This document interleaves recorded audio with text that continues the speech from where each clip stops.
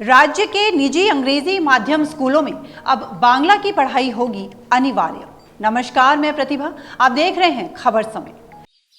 अब जल्द ही राज्य के सभी इंग्लिश मीडियम स्कूलों को गाइडलाइन जारी की जाएगी और इस नियम का पालन नहीं करने वाले स्कूलों के खिलाफ राज्य सरकार द्वारा आवश्यक कार्रवाई की जाएगी। साथ ही लाइसेंस भी रद्द किया जा सकता है। आपको बता दें कि बंगाल मंत्रिमंडल ने प्राइवेट इंग्लिश मीडियम स्कूलों में पहली और दूसरी भाषा के रूप में अंग्रेजी और बांग्ला को अनिवार्य कर दिया है।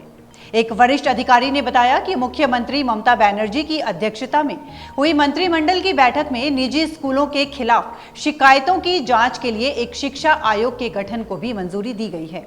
आगे जानकारी देते हुए बताया गया कि स्कूलों में दूसरी भाषा के रूप में बांग्ला का अध्ययन करने के विकल्प हैं, लेकिन ज्यादातर छात्र हिंदी या अन्य भाषाओं को पसंद करते हैं। नतीजतन छात्र ठीक से बांग्ला नहीं सीख रहे हैं। माना जा रहा है कि कोलकाता सहित राज्य के विभिन्न हिस्सों में इंग्लिश मीडियम स्कूलों में बांग्ला भाषा की उपेक्षा आम बात हो गई है, जिसे लेकर राज्य सरकार के साथ बांग्ला भाषी लोगों ने इस पर नाराजगी जताई है। इसी को लेकर राज्य सरकार ने इसे बदलने और राज्य की प्रादेशिक भाषा को उसका स्थान वापस दिलाने के लिए सभी निजी अंग्रेजी माध्यम स्कूलों में बांग्ला को अनिवार्य दूसरी भाषा बनाने का फैसला किया है। Every drop of water counts. SBM Gold's water tank is the most sustainable and durable water storage solution available. Our hashtag असली commitment. आपको बता दें कि सोमवार को राज्य सचिवालय में हुई मंत्रिमंडल की बैठक में यह निर्णय लिया गया कि राज्य में बांग्ला भाषा की पढ़ाई अनिवार्य होगी।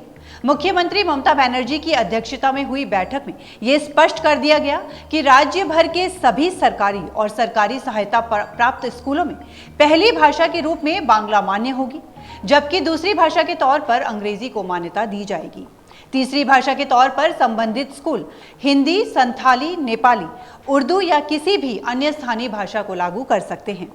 गौरतलब है कि इससे पहले राज्य सरकार ने घोषणा की थी कि यहां सिविल सर्विस की परीक्षा देने वाले अभ्यर्थियों के लिए बांग्ला भाषा का ज्ञान होना अनिवार्य है। इसे लेकर बुद्धिजीवियों व शिक्षा जगत के प्रतिनिधियों ने सवाल उठाए थे कि पहले सभी के लिए बांग्ला भाषा पढ़ने की व्यवस्था की जाए। माना जा रहा है कि इसी कड़ी में राज्य सरकार ने यह निर्णय लिया है। साथ ही इस बैठक में राज्य के निजी स्कूलों के लिए एक आयोग का गठन किया गया है। निजी स्कूलों में मनमानी फीस बढ़ोतरी से लेकर किसी भी तरह की शिकायत पर यह आयोग कार्रवाई करेगा। साथ ही इस आयोग के द्वारा निजी स्कूलों के लिए दिशा निर्देश लागू किए जाएंगे।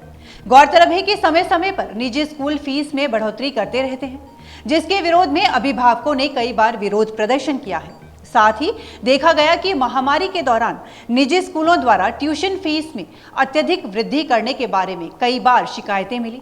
इसके अलावा पाठ्यक्रम और परीक्षा आयोजित करने के तरीके को लेकर भी शिकायतें मिली। देखा गया इन मामलों में अदालत में काफी तूल पकड़ा था। हालांकि अब भी काफी निजी स्कूल मनमाने तौर पर फीस बढ़ा रहे हैं। साथ ही देखा जाता है कि शिक्षा विभाग के आदेशों और दिशा निर्देशों का भी निजी स्कूलों द्वारा पालन नहीं किया जाता।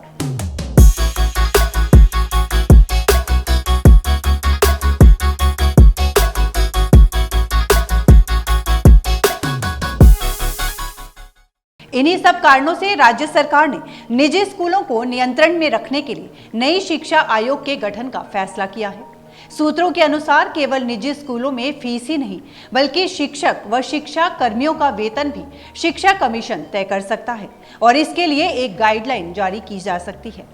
अब आने वाले समय में ये देखना होगा कि राज्य सरकार द्वारा उठाए गए इस कदम का सभी शिक्षण संस्थानों के द्वारा कितना पालन किया जाएगा, क्योंकि शिक्षा विशेषज्ञों का कहना है कि इससे कई प्रकार की समस्याएं पैदा हो सकती हैं, क्योंकि पूरे बंगाल में स्थापित दिल्ली और सेंट्रल बोर्ड के तहत आने वाले स्कूलों द्वारा राज्य सरकार के इस फैसले को स्वीकार करना आसान नहीं होगा। तो अभी के लिए इतना ही। आगे की अपडेट्स के लिए बने रहिए हमारे साथ और देखते रहिए खबर समय। धन्यवाद।